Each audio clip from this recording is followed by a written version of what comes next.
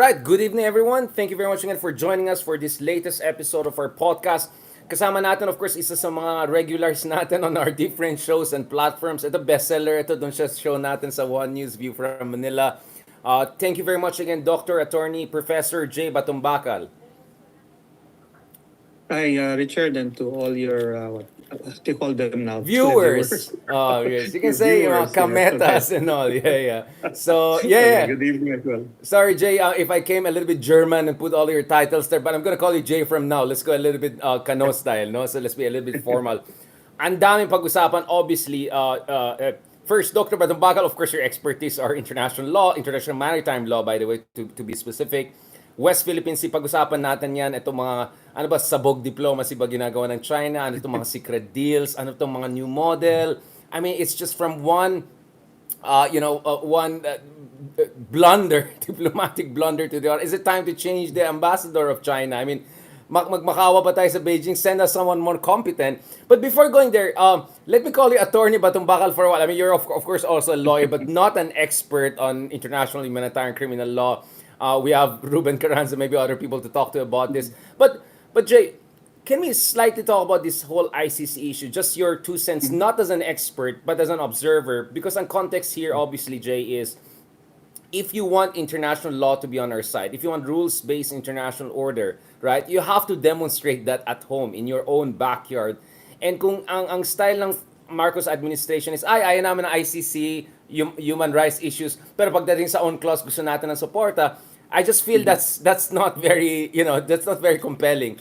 Can I just get your general views? Dahil earlier today we had the DOJ admitting that they're preparing na a briefer to look at scenarios of ICC warrants of arrest. We had also former Senator Trillanes multiple times on our shows who has been talking about this moment for quite some time. So mukhang the moment of truth is approaching or somehow. What is your view on that? Please go ahead. Again, not as an expert, but just as an observer here. Yeah, well, generally, you're right, naman, ano? I mean, we claim to be a country that's advocating the rule of law, no? And particularly we value very highly international law, no? In general. And necessarily that means that all aspects of international law should be given due respect, no? And the Philippines has always advocated the progressive development of international law because we've always seen it as the refuge and source of strength of smaller states vis-a-vis larger and more powerful states. That's why we became a founding member of the United Nations, no? And we've always held the rule of law and the advocacy for international law very highly, no? In our foreign policy since the 1940s, since independence, essentially.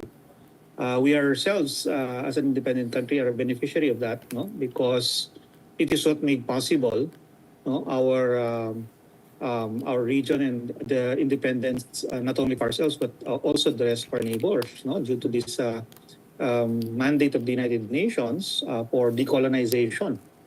And yun nga, kasama na doon yung establishment of the rule of law, no, and the progressive development of international law. So, tama ka. We cannot close our eyes to the International Criminal Court and the Rome Statute. Okay?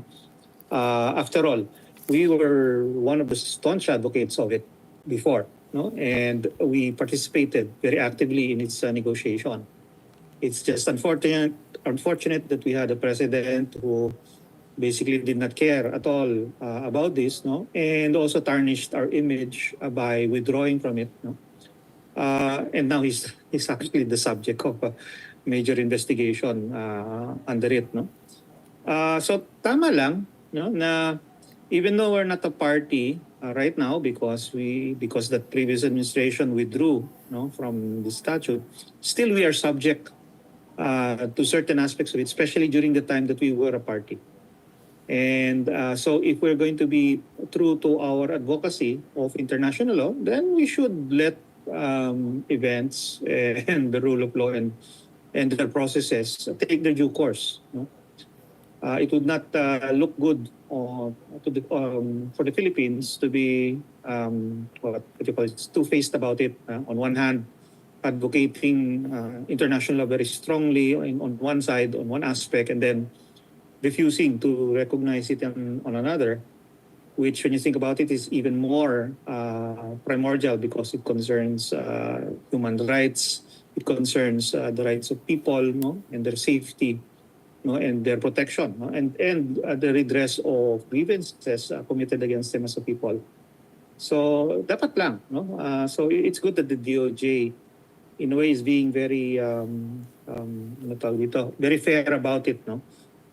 They know the ramifications and the implications, no, of this very difficult issue, and I guess that's why they came up. They as reported, they're coming up with legal briefs to apprise the leadership of what the scenarios are and what are the And options basically potentially they can take. rejoining the International Criminal Court. This is what we're hearing from the news right now.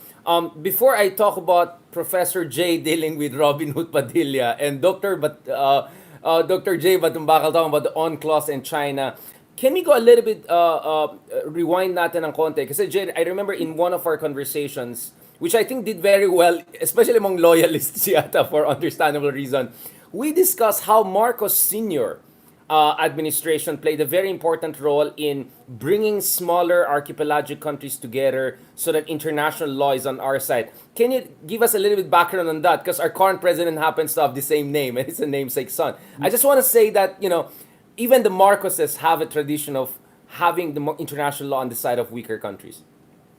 Yes, yes, and that advocacy is what resulted in a major change in international law. Before UNCLOS, there was no law on the concept of the archipelagic state, no, or archipelagic waters, or the unity of land and water as a nation, no.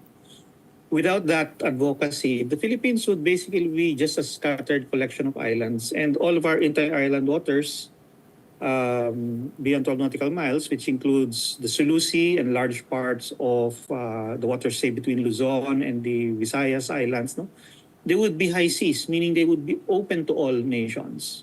We would have no exclusive rights or authorities over anything that happens within those inter-island waters. No, so the Philippines took the correct position in advocating the recognition of our sovereignty over these inter-island waters. And it pushed international law in the direction that we now find, in the direction of where we find ourselves now, which is that other nations recognize our sovereignty over these inter-island waters.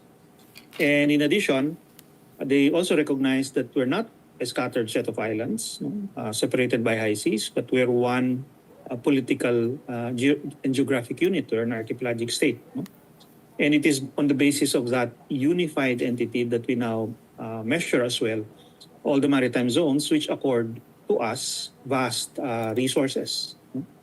So yeah, I mean, that is definitely a contribution of the Philippines to international law in general, and that's on account of the advocacies that Marcos the Sr. previous governments, Yes. yeah, his predecessors, his father, essentially, as well as the administrations before him, because remember, essentially the advocacy for this started 1956, and it was Right. basically continued, no.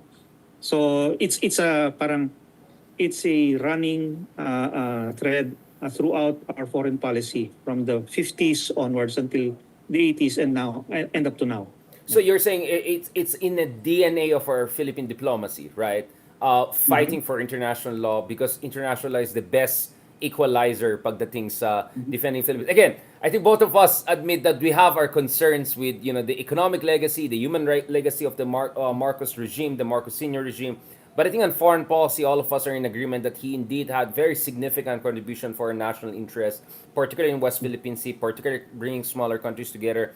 And that's why, in a way, I'm not surprised that the son is moving in the right direction, at least on the foreign policy front. Mahabang usapan yung mga domestic politics. We can talk about that in a separate platform. Now, Dr. Badong Bakal, going back again to this ICC, just to remind for people, again, not as an expert on ICC or constitutional law expert, but as just a lawyer, as someone who teaches at the UP College of Law, what is your understanding of Duterte withdrawing from the ICC without the concurrence of the Senate? I recently had an interview with some senators on this issue, which people will watch later on.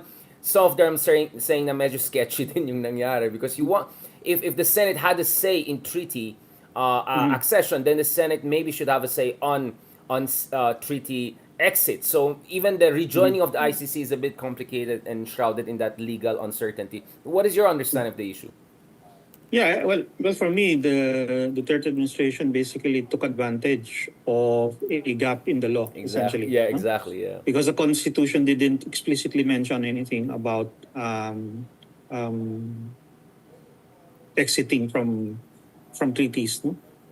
Or withdrawing from treaties, despite the fact that they were concurred in by the Senate. And well, I guess unfortunately, the court basically also agreed. No, and so that makes the process of returning to it probably even harder because now Mm, we're going to have to go. We may have to go through another concurrence process for something should have already been done, right. no? That was already done before.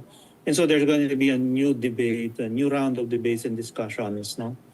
And if the Senate is either polarized, or if the Senate doesn't see far enough and doesn't see that this transcends the domestic politics of administrations, no, and it's something that is a concern of the nation as a whole, no? And therefore should be beyond the domestic politics and party politics, no?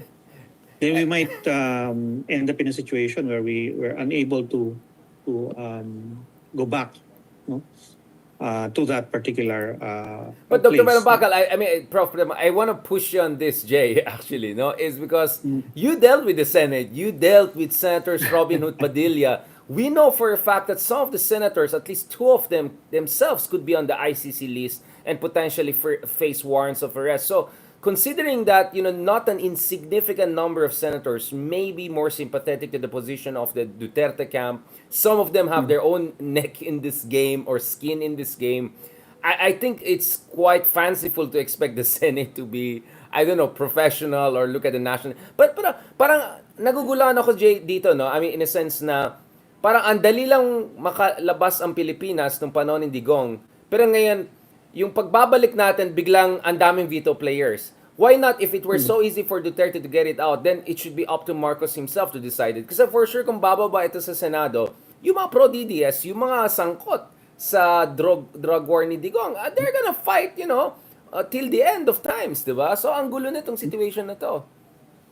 Well, again, no, it's a simple case of us not having had any prior experiences of this kind. No? Walang precedent yung withdrawal, no? Walang precedent yung rejoining. No?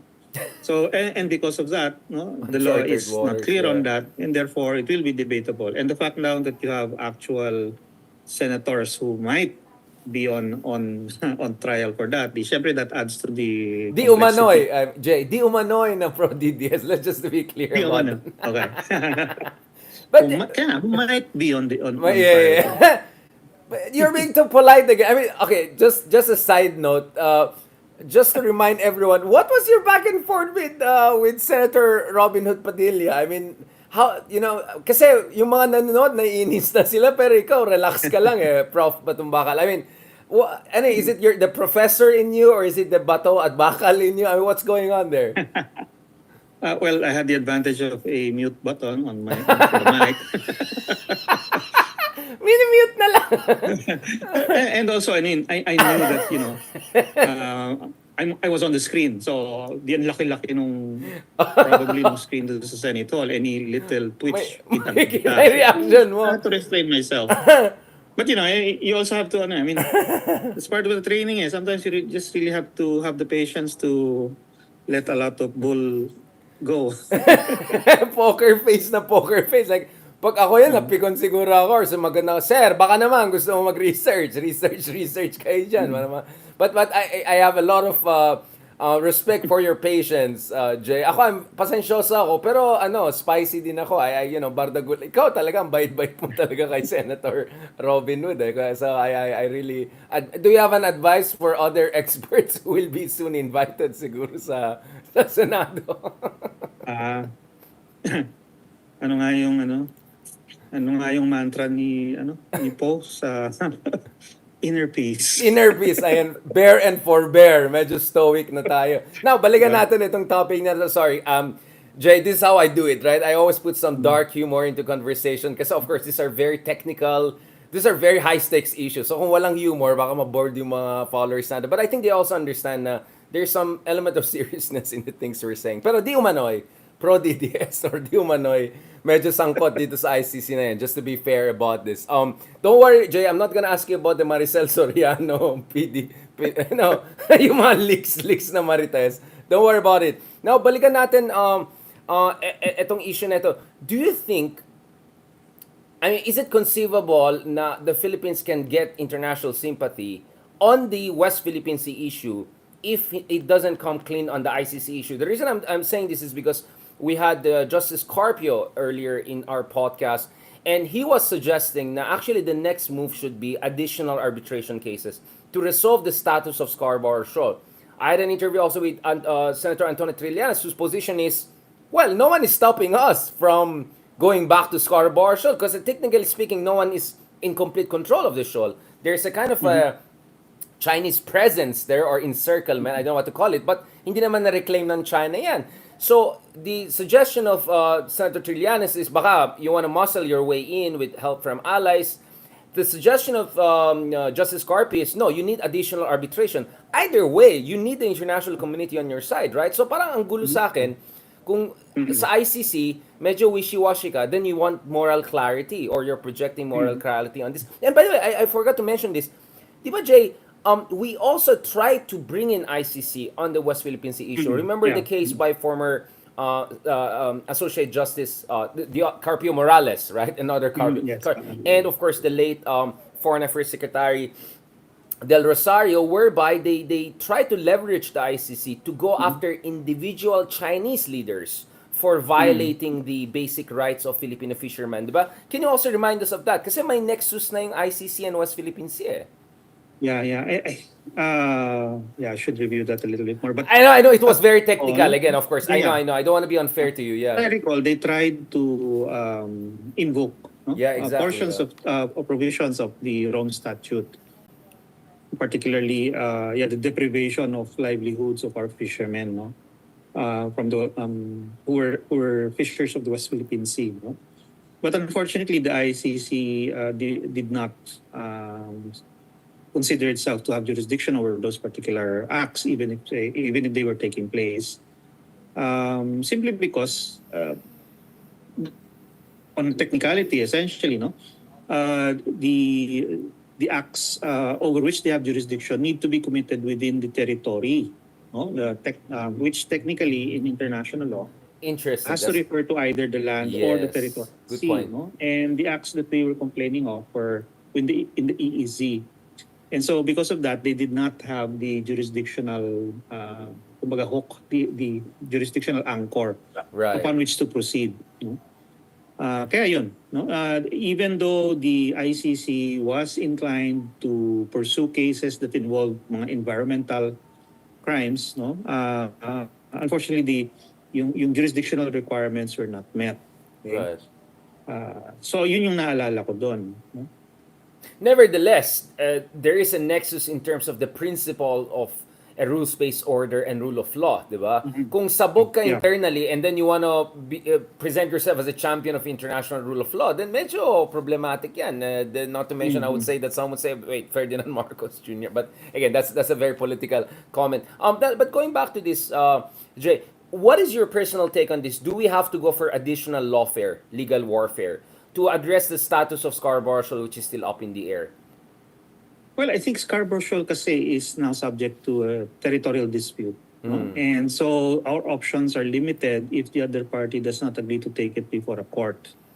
So ang kailangan nating bantayan essentially is that we do not make decisions or take actions or even issue statements that would undermine our position that Scarborough Shoal is part of the Philippine national And it's a territory. common fishing ground, right? Supposedly, based on Well, the ruling the of the fact that it's a UNCLOS. common fishing ground does not detract from the fact that it is still Philippine territory, no, as far No, as I I'm meant in terms concerned. of China has no right to prevent us and others getting there. So China is violating Yes, international law. That's where I'm coming yes, in, yes. yeah. Yes, I think, well, that's where the arbitration comes in, where essentially they rule that it doesn't matter who actually has sovereignty over this, even if that's resolved much later. What is important is that the economic activities, traditional fishing activities, should not be interfered with. No? And that's what China continues to prevent. Okay? So it does continue to violate or does continue to act contrary to the findings of the 2016 arbitration. And China can no longer claim good faith, or they can no longer claim that no, this is our right, because essentially it is still disputed territory. Okay? And also, yun nga, even if it were found to be China's, no, they still could not be allowed to prevent traditional fishing activities of Filipinos from taking place. Thank you for that. I keep on saying Prof. Batumbakal, not because I want to be foreign, it's because some are coming in late and they're wondering sino kausap ko, di ba? So don't worry, maging household name ang boses mo soon. Hindi lang itsura mo, Jay.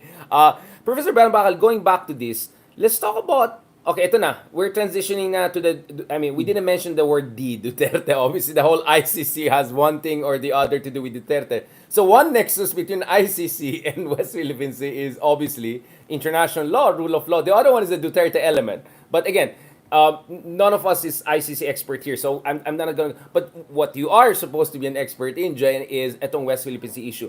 Pag-usapan natin ito. So ano tong ano tong mga claim ng China, to be more technical about this, hanash ng China, na may gentleman's agreement, and then ngayon they're threatening to release audio. Ano to, compromat, KGB style? I mean, this is crazy. I mean, and then my new model ng deal. I mean, everyone is denying it. They're just burning bridges. First of all, what on earth is China talking about? Second, could there be any basis to it? And third, what is the implication? This is just making things worse. Well, I think, when you think about it, China probably knows or realizes that its credibility is pretty low when it comes to compliance with international agreements. No, I mean, its actions in the West Philippine Sea and South China Sea are serious. Are serious, and they detract from its credibility overall. No? So, tingin nila, siguro, ang ganti dyan is to also diminish the credibility of the other party, so the Philippines. No? Okay. Good So, point. this seems to be the way that Good they've point. decided on to try to do that. No? Gantihan lang bale, no? In the hope that by Prof. showing the Patumbaka lang, Philippines yes. to be untrustworthy or unreliable or deceptive, etc., they're hoping that that will keep other nations from coming to the Philippines and offering support, no? Parang ang talaga, ang tawag doon, yung ano tawag doon? Tarring the opponent or something, di Yeah, ba? exactly. Yeah. So, I guess that's the overall strategy, no? And so now they're using this and deploying this, particularly with respect to these two areas, no? Ayungin particularly, and then Scarborough lately, hoping that that will then stick. No? Kasi alam nilang yun din yung issue which the Philippines has been highlighting, no? And because of the way they've been bullying us essentially in these places, no? They know that it is the source. Essentially, it's a source of power on the part of the Philippines. It's a source. It is what generates support for the Philippines in the international community. So that's why they're releasing these so-called agreements, no, alleged agreements, to try to tell the international community or try to convince the international community that they should not be coming to the Philippines to give it support, because what is happening now is essentially the Philippines' fault.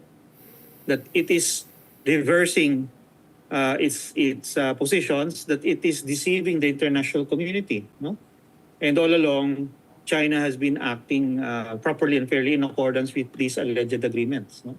So, yun ang lumalabas dyan. Can we pause on that, Jay? This is a very important point. Thank you for pointing that out. Kasi, ang basa ko dyan is, obviously, if you talk about other democracies, flagship democracies, alam nila na Duterte was dodgy. And the idea was Duterte was an aberration.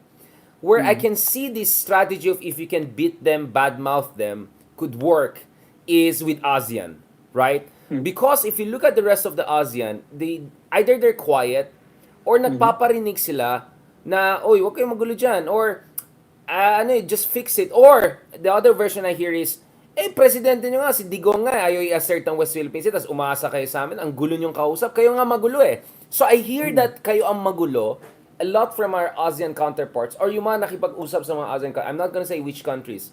So, sa kutob ko, this Chinese mudslinging, whatever, disinformation, is actually gonna be, it has an logic to it because yun ang pwede gamitin ng ibang ASEAN countries to say, ayun pala, may mga anggulo nyo palang kausap eh. 'Di ba? I mean, Mm. yun ang nakikita kong Yeah, value pwede ng yun. strategy na yan eh. That's a good Mm. point. Yeah. Yeah, pwede yun. In a way, it also cultivates distrust of the Philippines and keeps ASEAN fragmented. Very good point. No?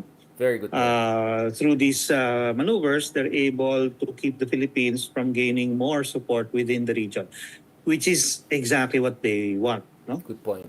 Unified ASEAN is something that China believes is a threat to it talaga. No? So that's why they do anything and everything to try to keep that from happening.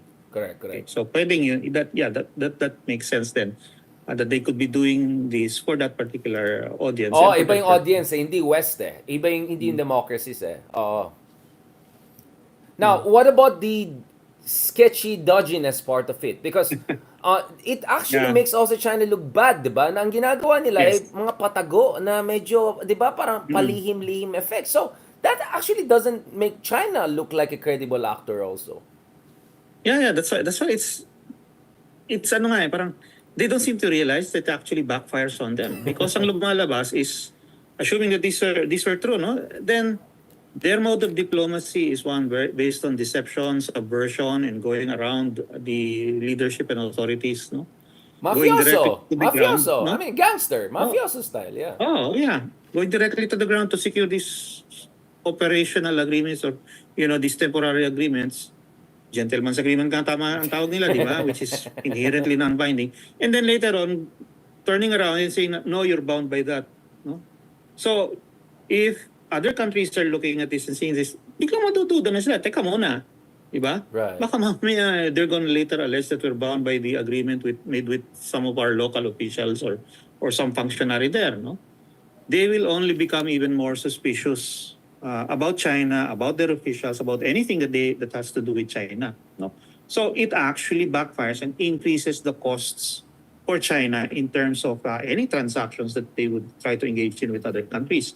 Magiging doubly cautious sila and more deep, probably in negotiations even more careful and hardline, no, in their positioning. No? So, yun nga, tama ka. I mean, It's a very dangerous, I'm sure. problematic position. Yeah, kasi Jay, di ba, parang they're burning bridges. You have National Security Council coming out lashing at them. You have DND Secretary Gibo saying na wag niyo nakausapin yung ambassador in China yan. Parang ano yun, kiss of death na yung mga yan. Kung, like, they will divulge informations na dapat. Siyempre, di ba, in diplomacy, you need confidentiality. Otherwise, you cannot have a proper conversation. Kung ganyan yung kabila, uy, release namin yung ano, di ba? Wag, ayaw na kitang kausapin. Ano mangyari ngayon, di ba? I mean, this is a disaster. This is a diplomatic disaster. Yeah, and it's only making it even more difficult for them to achieve their objectives within the region, which is to turn the Philippines basically. No, they want the Philippines close. They want the Philippines to be stable, quiet, and malleable, and they definitely don't want the Philippines to allow other countries, external powers, to have any kind of role. No? But all of this is only resulting in the opposite effect. They're driving us towards the situation which they precisely is the opposite of what they want. No? So yun. And I don't know if Right. it's because they're so isolated or everything is so filtered that they become their own, silos. like, Oo, medyo out of filter. touch. Oh, yeah.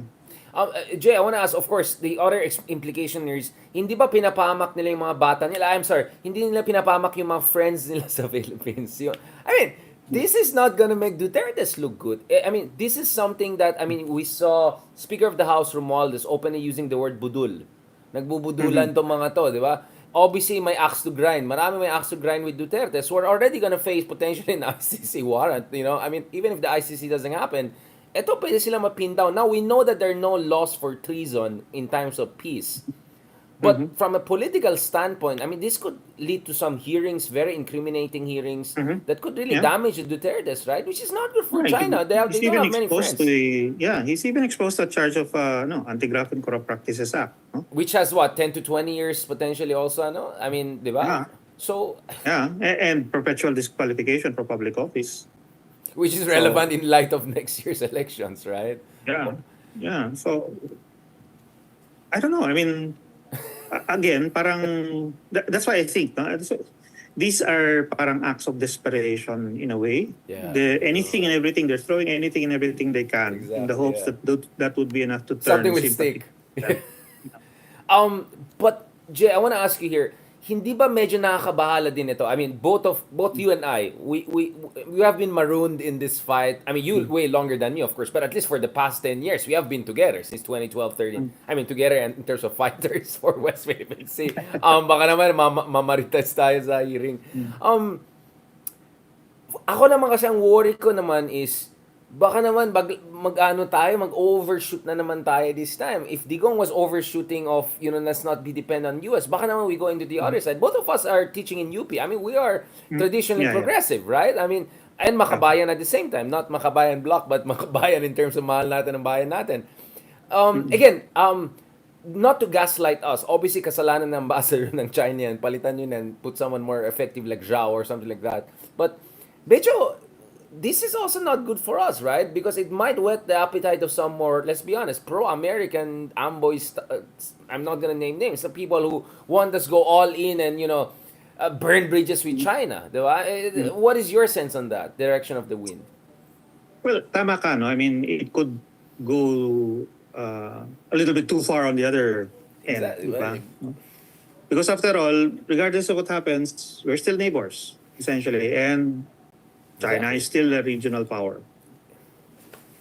So yeah, the thing is, I know that on our part, especially in foreign affairs, there are people who are worried about that and they're trying their best to try to keep channels open or keep some avenues still open. No, they're not like burn every bridge. No, they want to keep certain bridges open because of that. The reality is that after all is said and done, we still need to deal with them, and they're still neighbors, and there's still a lot that they can do, not in a bad sense, but in a good sense. No, there's still that potential. You mean for trade, investment, people-to-people relations? Yeah. Yeah, yeah. Pero the thing is, I don't see that. I don't see that similar parang preservation or attempt to preserve certain things, at least to keep something sacred. I don't see that on the other side right now. From all the public statements of their MOFA, not just their mouthpieces like the Global Times, but MOFA itself and their official spokesperson, official statements, I don't see any kind of quarter being given talaga. No? So what It's you're either saying is ginusto out to us nila or yan. else.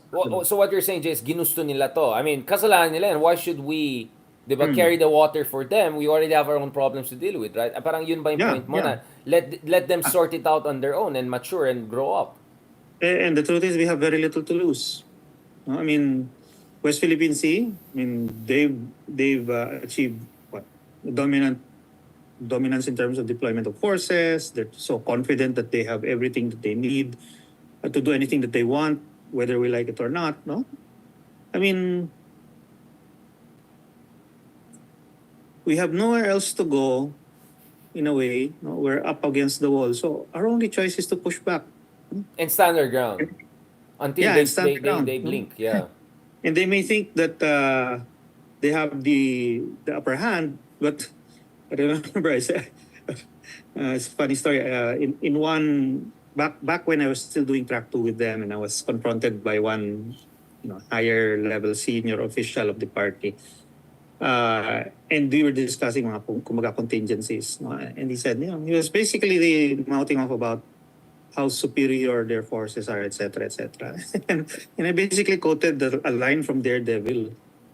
And I simply said, well, yeah, that may be true, but to paraphrase Daredevil, I said, a man without hope is a man without fear. I mean, is So, this the Al Pacino one or something? no, this is from the comic book. Yeah, Yeah, okay. I mean, you take away all A these devil's options. advocate pa rin inisip ko, sorry. You mean they're the, yeah, but yeah, that's a very important Yeah, quote. Yeah, man with all diba? the, yeah. Yeah. So, even they don't know what we might be willing to do if they take away all of these options and push us so hard. No, but they know, right? I mean, Jay, we have options also, right? Yeah, We yeah, can give yeah. Americans 10 more bases close to Taiwan. We can give Okay. Japanese more access. I mean, it's not like Yeah, wala rin tayong option. And we can make this, we can also tighten the screws exactly. on them. My options, my Yeah, leverage exactly. tayo. For them kasi, maybe they think that that's not possible. No? Ganun sila. They have particular, parang biases and prejudices Blind kasi. spots, yeah, yeah. But yeah, yeah. I mean, that's entirely possible. They take away all of these islands, suddenly U.S. bases start sprouting up all over the country, or suddenly we'll start buying missile batteries to cover the entire South China Sea. I mean, these are things they don't see, no, as possible reactions to what they're doing. Yeah, yung Typhoon, di ba? The Americans brought in Mm. the Typhoon. That was a warning shot. Shot across the bow yan eh. They can bring in 10 of those Typhoons, 20 Yeah, HIMARS, Patriot missile systems. I mean, they yeah, can make life exactly. very difficult for and atat din ng mga Amerikano, di ba? They're also here to Yeah, axe yeah, their own yeah, grind. The Japanese hate them. The yeah. Australians have their own. So, my point is, I think ridiculous yung thinking ng China that this comes down to AFP versus PLA. No, this is way Mhm. more than that. They're a Yeah. constellation of alliances here. But Jay, I want to go You're back. giving us every reason to Exactly, create strong alliances, and giving other countries every reason as well to build them. So, exactly. I don't So, say it's right, counterproductive talaga for them, at least from their side. Jay, I want to ask you a little bit also about the Sandy K issue. Mm. I'm conscious not to go too much into operational military issue because we have, of course, Admiral Ong among others to talk to about this. Siyang kausap ko when it comes to this high Mars issue, technical issues on Taiwan, Mavuli. So, Mm. I don't want to pressure you too much on areas that are beyond your core expertise. Pero ano, understanding mo naman dito sa Sandy K, because our understanding here is that the Sandy K, the Chinese are doing something there, and of course, in international law, the low tide elevation can bump outward your territorial sea, right? If it falls Mm. within a 12 nautical. So, anong ginagawa ng China sa Sandy K? The first time we heard about Sandy K was 2018, di ba? When Justice Mm. Carpio made this public. Anong kalagayan dyan sa Sandy K? What's the scramble dyan malapit sa Pag-asa? Because this is right outside Pag-asa's waters, yeah. Mm. Well, minimum is that they're basically trying to constrain our freedom around Pag-asa Island. Before, we had full access to everything, all the resources of the reefs around Pag-asa Island.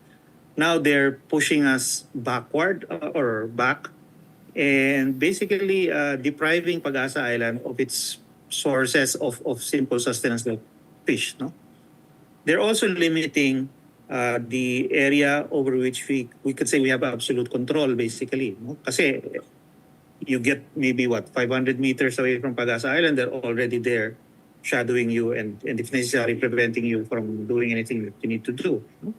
So it's like their cabbage strategy says, no, you keep enveloping Yeah. these areas, no, within Yeah. layers and layers of activities, militia, Coast Guard, Navy, etc., until eventually it becomes too difficult to access that. No, either you're unable to sustain your presence because you cannot bring in supplies, no, or you voluntarily say, you just give up, no, because it's everything is just too hard anymore.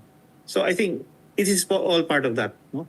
Now, yung Sandy Cay and the possibility that they are artificially building up these islands, no? I mean, that just provides them with parang an excuse, no? To try to constrain us, no, from moving around closer to Subi, etc. So that's what I think is really right now. It's really happening. Island building, I don't see yet. No, Right. how those little patches can give them any serious advantage. I mean, after all, Pag-asa Operationally, you Island, mean full-fledged military-wise? natural Yeah, island. yeah. No? It's much bigger. No, I've seen Sandy Cay 2 and 3. We became pretty close to that. It's relatively small and it's barren, and it doesn't have much use unless you actually convert it into an artificial island. Jay, I don't want to press you again too much on the operational tactical issue, but I just want to ask, what is your general opinion, maybe as not as a non-expert on military affairs, but as a West Philippine Sea guy, to what degree should America get involved here? Is the status quo okay? Kasi binobomba-bomba tayo ng tubig, na-injure yung mga naval officers natin, nagka-consolidate ng China militarization nila. Do you think the Americans should be involved more or involved more in ways that doesn't necessarily undermine the Philippine strategic autonomy? I mean, what is the Goldilocks solution Right. here?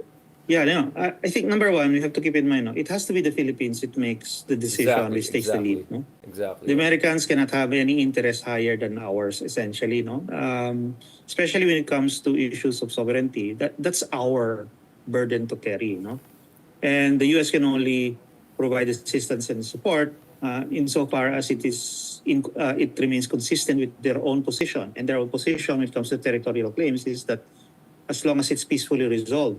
Okay? But yun nga, the fact that they want things to be peacefully resolved gives us a little bit of flexibility, no, in terms of the alliance to seek assistance to prevent non-peaceful, coercive, or forceful resolution of the disputes. Correct. So yung pwede natin gamitin. Pero again, we have to be the ones to set the terms. We have to be the ones to set the parameters, not them. Kasi hindi sila yung nandito. Whatever the result, whatever the outcome, it's the Philippines that has to live with the outcome. No? So that's why I'm not in favor of them taking on any greater role than what we decide to allow them to have. Oh, kasi medyo nakakairita yung mga iba na parang ito na naman American Night and shit. No, I mean, just, let us do our thing and then just be over the horizon, right? And give us good weapon systems, hindi yung mga I mean, hanggang ngayon wala pa tayong kahit isang F-16 or F-15 fighter from the US. Wala pa tayong corvettes na advance. I mean, they just gave how many? 17 billion to Israel, 60 billion to Ukraine. Makano lang binigay sa Pilipinas? 500 million. I mean, 500 million it looks big, but it's actually nothing compared to China. Ilang araw lang na expenditure ng PLA yan, di ba? Pero unfortunately, the reason why they're that restrained in giving us aid and assistance, unfortunately, is that we also have a history kasi of absorption capacity, to put it nicely. Getting more than we can chew, than we can sustain. No? And you have all those F-8 Crusaders, for example, and before that, the F-5s. And, we used to get all that assistance for free, and we never even put in our budget enough to maintain them. Just allow them to deteriorate, no? And then we ask for more. So, Jay, I completely understand na we should be blamed. Pero kasi tayong problem child, sila yung may pera. So, parang scouting yan, di ba, sa sports. You invest in the player who's a rough diamond. So, sa tingin ko naman, Philippines is a much more developed country than 1960s, 70s, 80s. We're upper middle income country almost. At ito na, China is staring into us. I mean, we cannot afford to be complacent like we were in 60s, 70s. So I understand the history, but I do not agree it applies to Philippines in the 21st century. Yun lang point ko kasi, Jay. Kasi feeling ko, again, this is not you per se, pero feeling ko maraming self-blaming nang nangyayari dyan. And I'm not comfortable with us because by the same token, why is Ukraine getting 60 billion? Ano ulit yung history record ng Ukraine? I mean, yes, they did very strongly in 2022, but before that, Ukraine was 10 times more corrupt than the Philippines or something like that. So for me, you have to invest in a rough diamond kasi ito na talaga, kailangan na natin. Pero we also have to send the right signal. To level up. No? I completely agree. I'm not disagreeing. Under Durte, it became clear, the signaling was that we're not willing to defend. We were putting our money where our mouth was when it came to these disputes, no? And Durte was saying, 7 minutes lang yung missile. So why should the US, spend billions of dollars on us when that's it? What we were telling them essentially was that we're not going to use them to defend ourselves anyway. And baka bibigyan ni Digong sa China. Under this government, diba? Under this administration, medyo nagbago, naging mas robust. Ayan, then we're seeing all these more tangible offers na. But Jay, I agree and disagree with you. I agree with you in the sense that kung ikaw America, bibigyan mo ba si Digong ng advanced weapons? Baka bibigay niya sa China the next day, di ba? Yeah. At the same time, my counter-argument to that would be, kasi, of course, alam niyo naman, parati yung kasama si Ronald Llamas at saka yung mga tao in Aquino administration. Si Pinoy daw mismo, may mga times na nainis na siya na bakit yung mga weapons na binibigay sa Pilipinas. Kasi, we had Greg Pauling on my show who openly said, Aquino was taken for granted. How many state visits did Aquino have again? Anong binigyan? So, again, Jay, I buy the argument na Digong Kahit ako, hindi ko bibigyan ng anything yan. Pero, andun naman si Pinoy 6 years. Bakit din tayo binigyan nung panahon ni Pinoy? Kaya bumili tayo ng FA-50 tuloy sa Korea. E di sana F-16 fighter ka agad. Do you get where again, Jay, I do not disagree na may problema tayo. Kaya nga rough diamond to put it nicely. But even when we had good presidents like Pinoy on the West Philippine Sea issue, nakapos tayo Alam mo naman, Jay, you know Well, that better than yeah, me. yeah. Oo. But again, it all depends on context. I mean, at the time, the Americans did not really see the stakes in the West Philippine Sea insofar as they were concerned, no? As long, until the Chinese started to warn away their aerial patrols from the artificial islands, no? Diba? That was the only time that they realized that their freedom of navigation was really threatened. So again, you have to thank China for that, no? Another mistake on the part of bringing in the US. Ayan No? tayo. Pero, yeah, ganun I mean, it's not just the leadership, it's also the conditions. Also remember, during Pinoy's time, the concern of the Obama administration was trying to bring China on board on like what climate change and then economic, di ba? Yun yung reality Hindi, again, okay, my other counter argument, gets ko Israel is a special ally of US. Gets ko Ukraine is in the middle of the war. So, fine. They get, I don't know, 200 times more aid than us. Fine.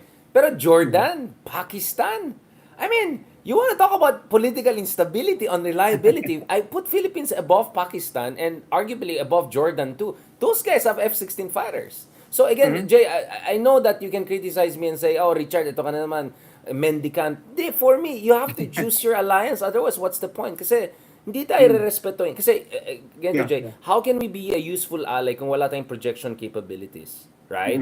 Ay, hindi naman pwede na rentier lang yung relationship natin. Sana may projection capabilities. Sana totoo. Diba? And That's I where think I'm that's why coming from. there have been changes basically in the way that the Americans have been treating the alliance with the Philippines. No, so the latest development being the bilateral defense guidelines. No? Yeah. They're Yung Egypt adjusting. kasi may They're 1979 adjusting. aspect Pero yeah, I mean, I guess it's hard to it's hard to ignore as well the history. And we also have a problem with the stability of our foreign policy in a way, no? I mean, we've Again, I seen would those. say Pakistan, Jordan. I mean, magulo. Well, Jordan, in fairness, medyo matino yung king. Pero Pakistan is a mess. I mean, can you even remember was the last prime minister there from Imran Khan, Nawaz Sharif? I mean, so again, Jay, I don't expect you to be an expert on all the regions, but that's something I do, right? I have books, I've written on Middle East. I'm familiar with those parts of the world. And nakikita ko binibigyan sila ng mga armas, billion-billion na tayo hindi. Sino kalaban nila? Taliban, kalaban nila ISIS. Ano bang ISIS kumpara sa hinaharap natin sa West Philippines? So then again, I know na maybe my views are a little bit outside the mainstream in the Philippines. But ironically, I had people like Elbridge Colby, mga Republicans agreeing with where I come from na, nagkulang kami sa Pilipinas. Medyo hindi natin tinutulungan ng Pilipinas or prioritizing Philippines. So, I hope we meet somewhere in the middle. We step it up. Yeah, no, step I it agree, up. man. Both sides, US and Philippines, have been taking the alliance for granted for so long. No? Exactly. That's a good Part of it because we basically decided or agreed upon a division of labor that the Philippines will concentrate on internal security and Americans will take care of external defense. We simply do not have a long enough experience in alliance management, yung serious alliance management. Right, that's a good point. And it's only now that we're basically learning, on the Philippine side. The US, they know that, they know Steep alliance learning management curve, yeah. because of their experience with many other nations, but they're not the Philippines. I Diba? understand, Iba Jay. yung Pilipinas no? Kaya, yan. Sa ngayon, well, andyan na yan So now both sides are trying, both sides are kumbaga, still checking out where they could take things, diba? So hopefully we don't fall back into the postures and positions we had back in the 50s and 60s. Right. Kaya tayo nandyan, Jay. Kaya ginagawa natin, wala kasing podcast yung mga analyst nun. Tayo lumalaban tayo magulo tayo. Last point, Jay, let's talk about the other flashpoint. We talked about Panatag Shoal, pinag-usapan natin ang Ayungin Shoal to a certain degree. Yung Reed Bank naman, anong mangyari diyan? Kasi mukhang mag-energy crisis na tayo at sinashotgun tayo diyan. Oo. Well, actually, I'm still waiting for what happens next when it comes to Reed Bank because I had heard that the Philippines will be resuming its petroleum exploration which service contract I wasn't sure, no? Parang hindi niya masabi. Exactly. Pero yun nga, inaano pa natin, let's see, I mean, they're supposed to do it within the summer of this year in order to make Jay, progress. sorry again. I know we're towards the end of our episode, but can you give a executive briefer? Ano itong read bank issue na ito at anong difference ng service contract sa joint development or joint exploration? Just for people who are not familiar with the technicalities of that. Thank you. Reed Bank is a large area west of Palawan. It is known to have 3 times the amount of natural gas as Malampaya. And we were supposed to have developed it already, no? Kasi it should have started way back in 2010, yung development ng reserve down. And it would have replaced Malampaya, the Camago Malampaya Reserve, no? Which is now beginning to run out. There are several service contracts there. The one that is directly over Reed Bank is SC72, which is subcontracted basically to Philex Mining. No? But there's also SC75 and a couple of others in that area which are due for exploration. Right. Yung sa Reed Bank So mismo, Jay, sino mga companies ano yun, involved? Sorry, develop- sinong dapat yun. companies involved? Private Um, companies, public companies, whatever. Private, I remember, aside from Philex Mining, you have Nido Oil, which is an Australian company. Right. PNOC has a stake as well. Right. I forget the one in the south, but there's one CNOOC, the Chinese National Oil Company, is a part owner together with PNOC. Interesting. I Kailan think pumasok that's- yung CNOOC? Yata. Kailan pa? Digong time ba to? No, even before. So matagal Yun, pala yung before this CNOOC doon. Okay. I didn't know that. But they haven't been able to move forward on any of these contracts. No? So in theory, service contract with participation of CNOOC, CNPC, one of those guys, and then China could have, I don't know, spun it as it's a joint exploration, pero sa totoo lang service contract. We could have done that, right? In Yeah. theory. The one with CNOOC is actually within archipelagic and territorial waters. So walang northern problema. Palawan. So hindi 9-dash line. Hindi nila piniklaim yun. Exactly. So walang problema yon from their perspective or from their side. No? Ang problema nga lang is that during Digong's time, they tried to spin it as joint development. No? In the same way as what they wanted to do with Reed Bank. But these are completely different situations. No? So it's not a proper comparison, bale, no? It didn't correspond. So ngayon, we had all these service contracts dun sa West Philippine Sea around Reed Bank, etc. But they've been they were placed under moratorium for a very long time. They were not being implemented, no? And of course, if you're the oil company, this is supposed to be an investment. If you're the country like the Philippines, this is supposed to contribute to your energy security. So you need to develop it as soon as you can. Yun yung hinintay natin ngayon. This summer, supposedly, they were to resume on one or another contract. But yun nga, wala pang balita sa ngayon. We don't know if Baka I don't know if- intentionally, no? My understanding is baka better we don't talk about. I mean, in the sense that better don't talk about kasi Possible. something good is probably happening. Yeah. Right. Possible. Thank you very much for that, Professor Jay Batumbakal. I want to do a little bit Ezra Klein style here. What are the top three readings, writings of yours or co-written you recommend for people to know more about the technicalities? Kasi I actually like the way you write, Jay, no? And a lot of your works, I drew on them for my own academic and non-academic writings, including recently I had a piece with the Diplomat magazine looking at the origins of Philippine claims, and I came upon your work together with the late Professor Eileen Baviera, the fantastic professor, a great inspiration for all of us. So I can vouch na pag binasa ka nila, hindi ito nosebleed, na yung mga lawyerly, na technical, na mga ganun, na actually it's very friendly. Can you give us three, maybe your own works or other works na pwede basahin yung mga kababayan natin para magkaroon sila, para mamulat sila dun sa technicalities? The reason I'm saying that, Jay, is maraming mga overnight expert na alam natin saan galing yung script nila, na kahapon singer, ngayon on-clause expert na, di ba? At alam natin, di ba, saan galing ang ito, yung so, just so that hindi tayo sa mga gulong mga propaganda na yan, what should they read? Well, Basics is yung primer nga namin ni Dr. Baviera. Although it's a little bit outdated because we wrote it 2013. Actually, Right. I've been meaning to update it with the development since that time. Yes. And 10 years is probably enough time for that update, no?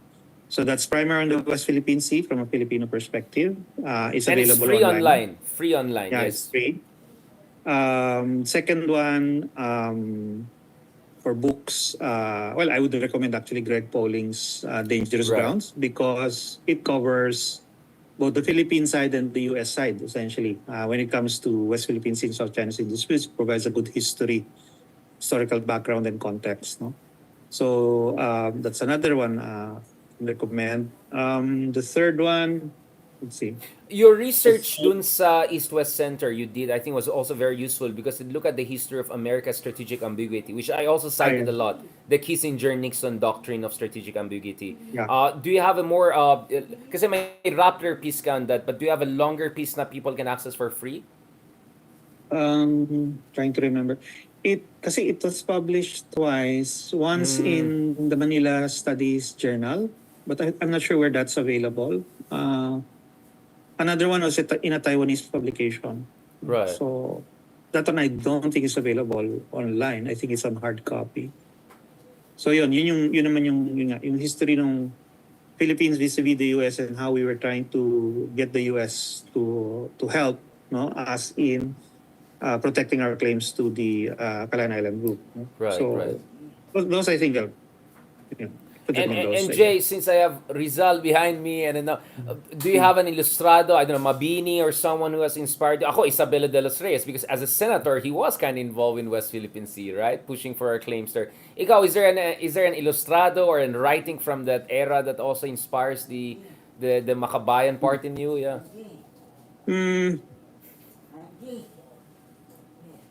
Actually, I don't. Sorry, I put you on the spot. Na fast talk kita na Tito Boy Abundas style. Actually, I But don't right, because- I mean, ako kasi I'm going back to the brains of the nation na Rizal Mares and all to get inspiration for our time. Eh. Oh. Actually, I go back to the old writings like Rizal, etc. More as a fallback. Eh. Right. I mean, when I started on this advocacy for the West Philippine Sea and South China Sea, and I got interested in the law of the sea, it was basically because of learning new things that other people didn't know about.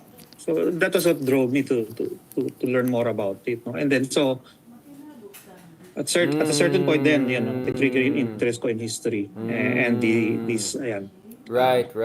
other things. No? So, Right. And but I haven't really centered is there a on any special particular essay? influence. Is there a specific essay that you go back to? I mean, for me, I mean, one way also to appreciate more Rizal, yung Radical, bagong book ni John Neri, I think is very, very easy and accessible to read and affordable always. Is there a particular essay of Rizal that you go back to once in a while to refresh yourself intellectually, spiritually? The Philippines in 100 years. Interesting. Thank you, Jay. I think we have to have a separate discussion. Sorry, I put you on the spot today. I know you were just here to discuss yung marites ng China. But yun na naman, gusto ka nang abusuin kasi ang dami mong ma-share at masabi. On that note, thank you very much, Professor Dr. Attorney Jay Batumbakal. Talaga inabuso kita lahat ng dimensions ng expertise and non-expertise mo. Maraming salamat, sir. Mabuhay ka and talk to you soon. God willing. Sige. Salamat po. Mabuhay ka. Thank you very much, guys. Again, that was, obviously, you saw it. Professor Jay Batumbakal. Jay, a good friend of ours from UP College of Law, who has been one of the leading experts, if not the leading expert in the Philippines at least, on the UNCLOS, his PhD was on the United Nations Convention of the Sea. He teaches at UP and he's the director of the IMLOS, Maritime Law, International Maritime Law Center dyan sa UP. And of course, he's someone I know for throughout the years, and he has been also a great source of inspiration and support to me.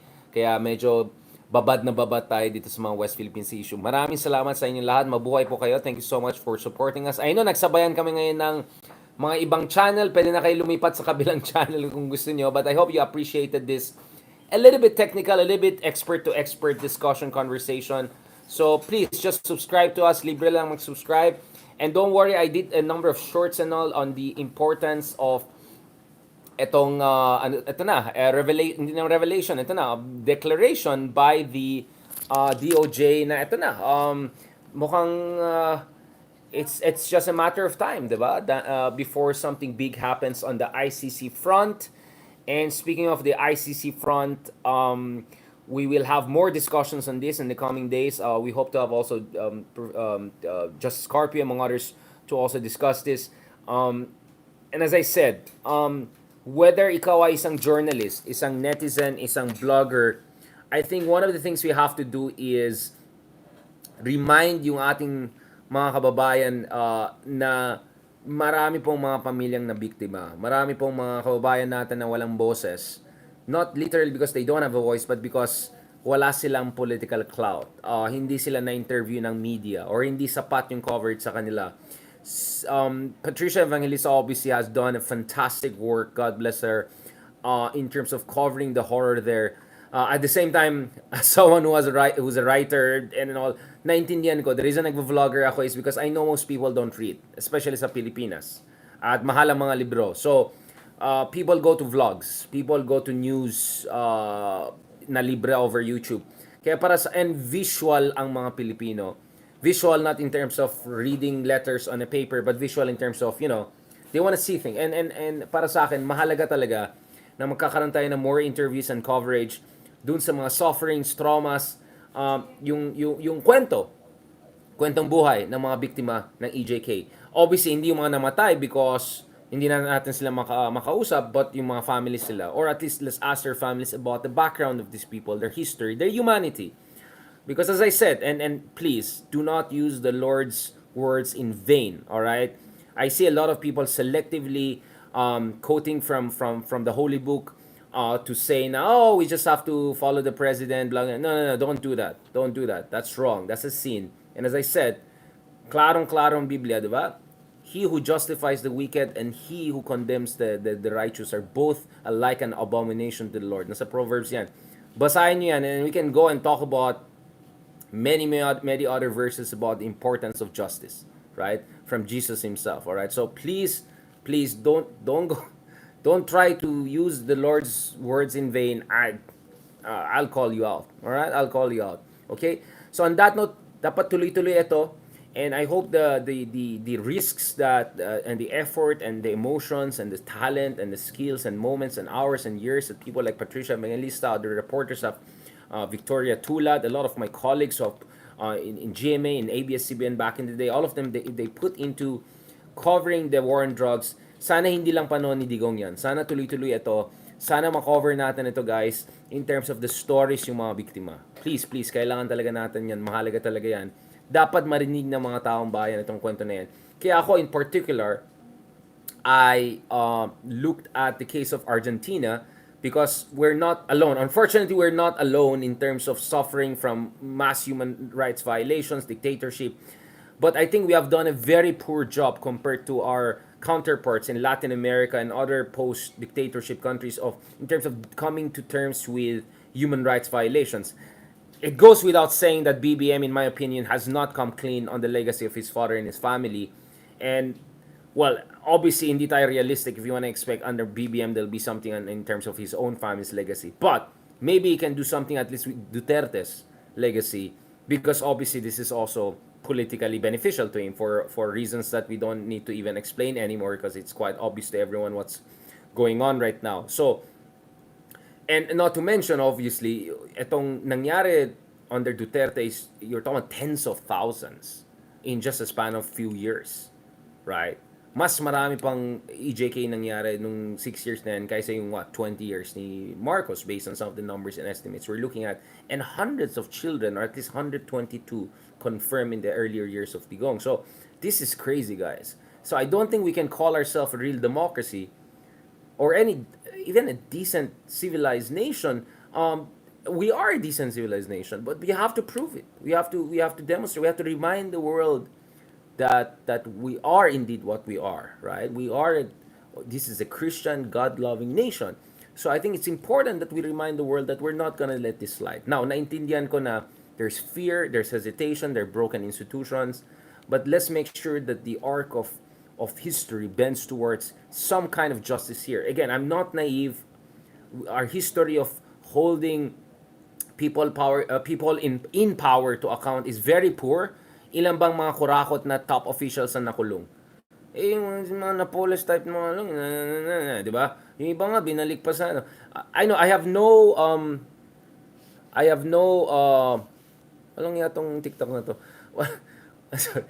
I have no illusions about the shortcomings in our political and judicial system, and I think the reason why you had Digong is precise because of that broken judicial system we had. Am I being censored sa TikTok?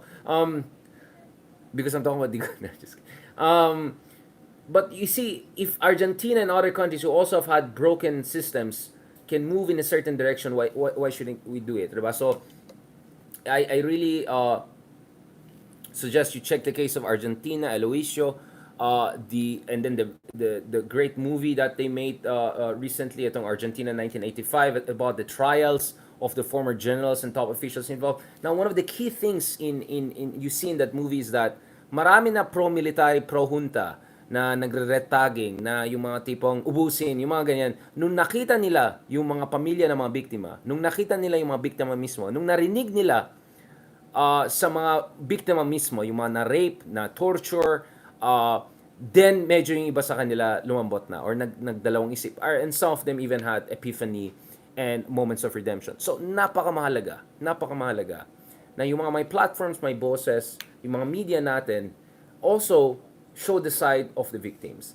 Hindi lang i-report yung ilang namatay. Hindi lang i-report ito yung nangyari sa ICC. Hindi lang i-report ano sinabi ni Digong. Hindi lang i-report ano sinabi ni Harry or yung sinabi ng isang abogado or yung sinabi ng isang propagandist. Hindi. Dapat marinig din natin yung boses ng literally yung boses ng mga biktima, yung mga pamilya ng mga biktima. Kasi ang biktima dito hindi lang yung mga na-EJK pati yung pamilya nila, yung mga traumatized na bata, yung mga traumatized na families. So, I know there are many people there who are excited. Ito na, Duterte's or go. But I think people are forgetting that this is not about being against one family or one dynasty or one trapo or one president. This is about the conscience of our nation. This is about our judicial system. This is about us embodying, the Christian values, the monotheistic values, the values of decency and human rights, right? Hindi yung disente na liberal party na dilawan. Hindi, I mean, like, hindi pwede na tens of thousands die and parang wala lang. Hindi pwede yan. What kind of democracy is that? Right? It's not gonna work. Right? So we have to do something really about it. Right? So I hope this will be also a reason for people to listen to the voiceless.